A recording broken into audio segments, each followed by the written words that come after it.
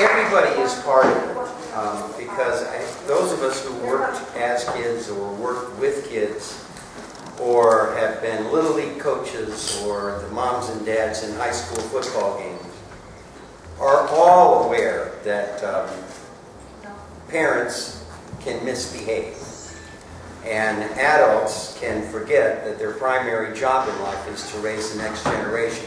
It is not to go on cruises and to buy $400 eyeglasses. It's to take care of kids. And the reason I love coming to these Cowboy Festivals, I call them, and to be included is, I think some of the values, not some, darn near all the values that were exhibited by our cowboy culture are important, and we can't lose them.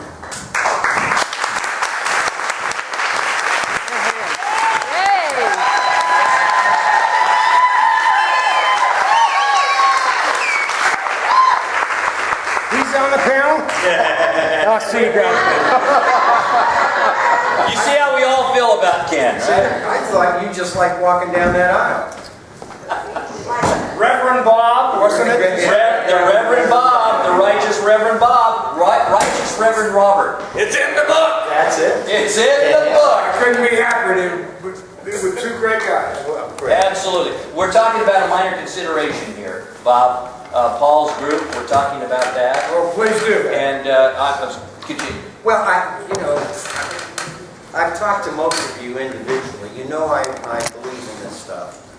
And I was just thinking, I was talking to James Drury there a bit ago, and I don't know, were any of you in Kanab a couple of years ago? Yeah.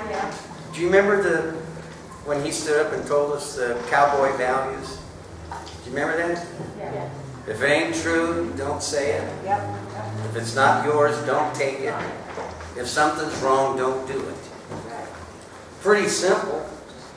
And that's what I ask Hollywood to do with children that they employ and to whom they market truly grotesque products. Grotesque products that have an impact on children. Not only the ones they employ, but the ones they market to. Children are both tough and fragile. And the same industry that tells you, oh, it's just art, you know, we are imitating life, we are not creating anything in the world, is the business that makes 1/3 of its total income comes from making commercials, whose sole intent is to influence you, to make you buy products you don't need or get introduced to new products. But they'll still look you in the eye and say, but we have no impact on the culture. Yeah. The hell they don't. And it's kind of interesting that the old hands in the industry, I'm talking studio heads now, the guys who've been around 30 years, they know the damage they're doing. And they isolate themselves behind 12-foot-high walls, and they live in Malibu. They travel on private jets, and they don't have to deal with the carnage that all of us are working with. I know it seems crazy to use the most visible children in the world as an example, but that's what we do in a minor consideration. We talk about the most famous kids in the world, knowing that if we can take care of them, we'll do a better job with the invisible kids in the world, who are being subjected to the same grotesque fantasies. The kids in our group, oldest is 96, the youngest 12-year-old twin boys, all have come to understand because of our counsel and advice, particularly the young actors, that an actor's job is to lie about his feelings and speak other people's words. None of us as parents would do that to our children. We are forever saying, tell me the truth, use your own words, don't tell me what do you think? And yet we're paid a lot of money, whether we got a headache or we're going through a divorce, to get out there and fool people. That's a deadly game for kids. Because something weird happens. These are smart kids and bright kids. Once they can learn to fool people, it's hard to get straight.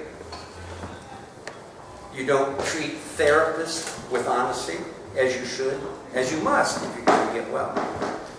You learn to deceive people. So it's a terrible game. One that we can all deal with our eyes wide open if we're given the right information and we have people to counsel us that we respect. But there are forces at work today that deliberately keep young people from the truth. This will take just another minute. My grandfather and father, with World War II and the rise of propaganda films, things we've all seen, Why America Fights, and the Nazi propaganda films, Dad and Grandpa knew what propaganda was. They watched it happen. They knew how easy it was to deceive people. But we've forgotten that a great deal of what we see in television and movies and in music is deliberately skewed. It attacks American values, it attacks manhood, it attacks God, and it's done deliberately, consciously. People who stand up for what is right, who are not ashamed to profess their belief in God, are ridiculed and put off in a corner. Heck, being a Republican is bad enough. It's true. For a long time, on sitting on the board of Screen Actors Guild and AFTRA, this is 160 total people. There were exactly 3 of us who would stand up and even say we were conservative. Bruce Boxleitner, Rebecca Bush, and me. And the only reason I was accepted into this fraternity is that I was bulletproof on the left. I didn't have to tell people I cared about people. That was my life. That's what I do. Not what I say, what I do. So I was allowed to walk around these corridors with these people. And always with one mission, although it became quite large. Just don't hurt the kids. You know, go screw around all you want to and market to the grown-ups who ought to know better, but don't do it to kids. It's like you have a nuclear reactor and you're letting children run it. The task ahead of all of us, and this has nothing to do with politics, has nothing to do with your beliefs. Our task is just what Native Americans have been telling us for centuries. It's to raise the next generation. And if you have a decision to make about what you buy for your grandchildren or yourself, or what to do if an industry is coming to your backyard, is you just ask, is it safe for children? And a remarkable number of things would go by the wayside if we just asked that question. So it looks like it's all kid actors and all the rest, but really this is for kids. Kids who have to work, who are helpless, who have no idea that evil lives in this world. It lives. Oh, that's enough.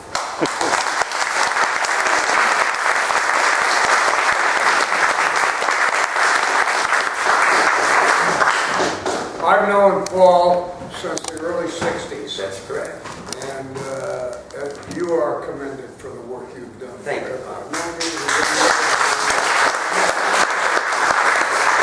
But I also worked very closely with children. You know, I've done a series with some young people. I had Dennis Holmes on my show. He was 11 years old, and by the time he was 12, I taught him to swear, smoke, and drink.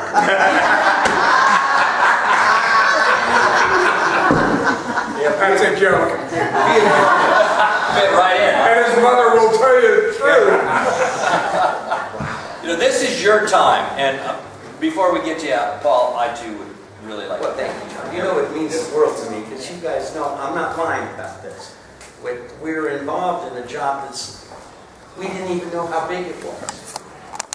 Doing the Donna Reed show, I had no idea the impact it had on people's lives. None. And, with your show, millions of people are watching it.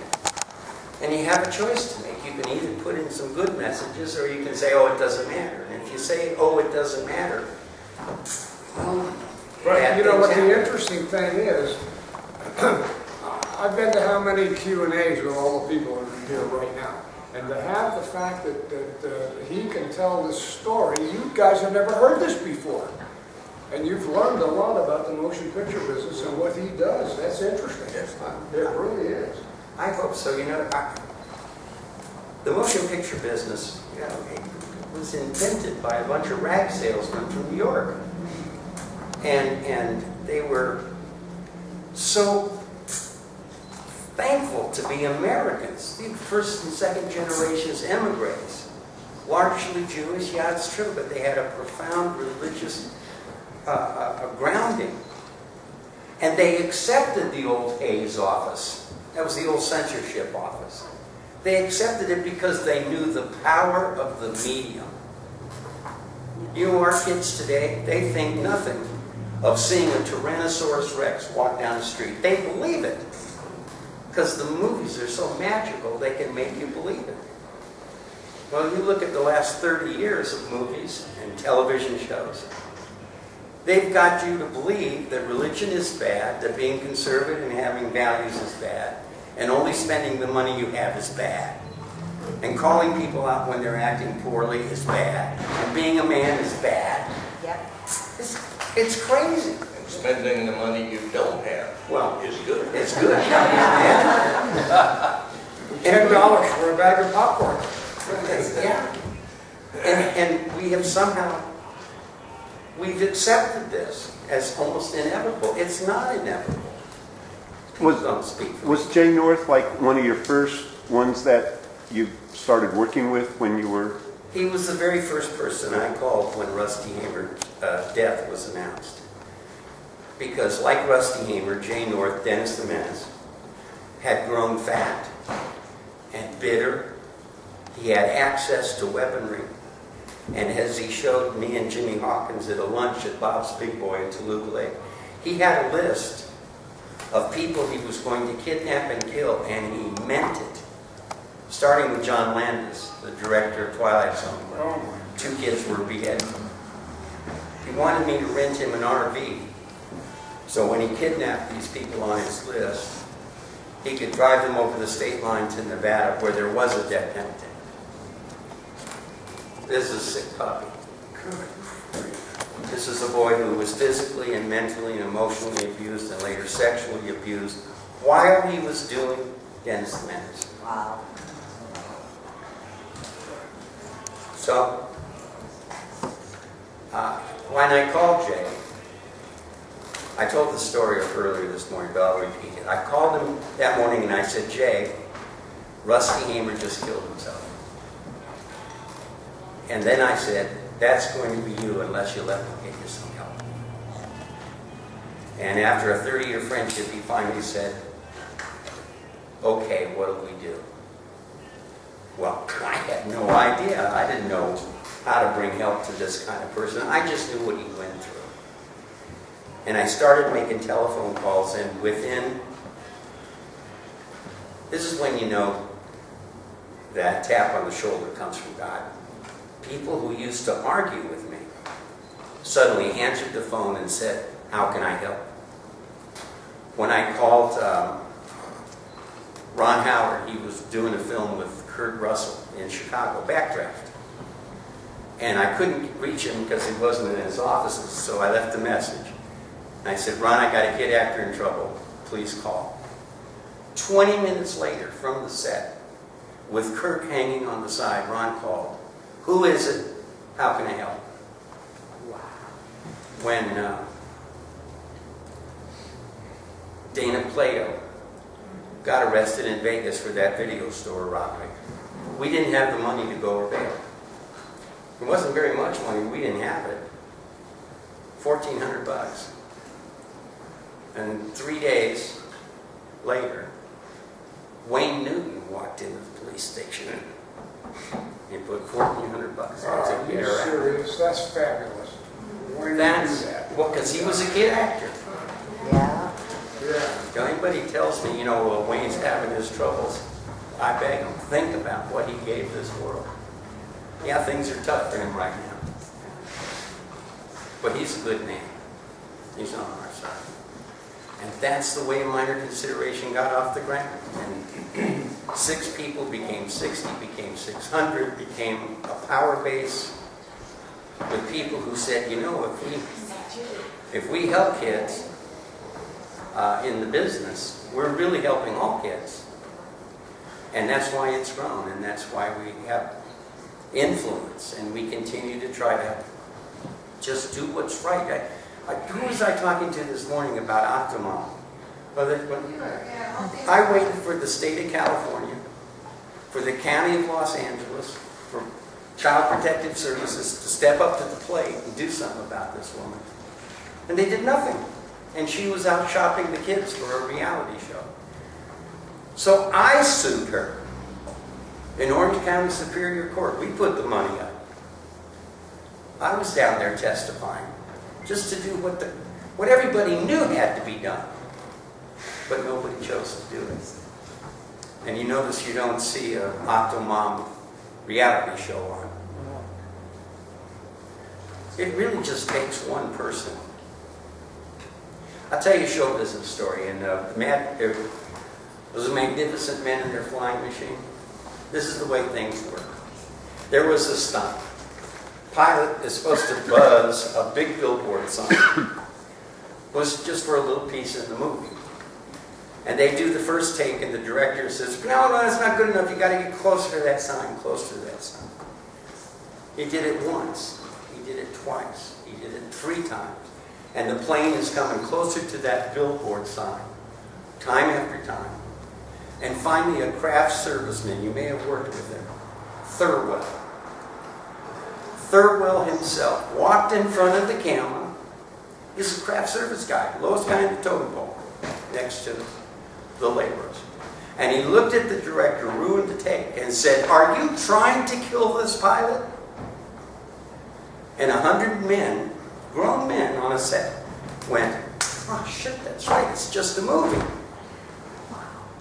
That's how bizarre behaviors can become unless one person stands up. Because if you're speaking truth, people they'll slap their forehead and go, oh shoot, that's right, that can't be good. A whole bunch of us did it when Miley Cyrus had this latest meltdown on national television. Wait a second, something's wrong here. One person can do it. I've seen it happen on set, so give one person say, maybe we shouldn't do that high fall a 3rd time. What a world we're living in. Yeah, well,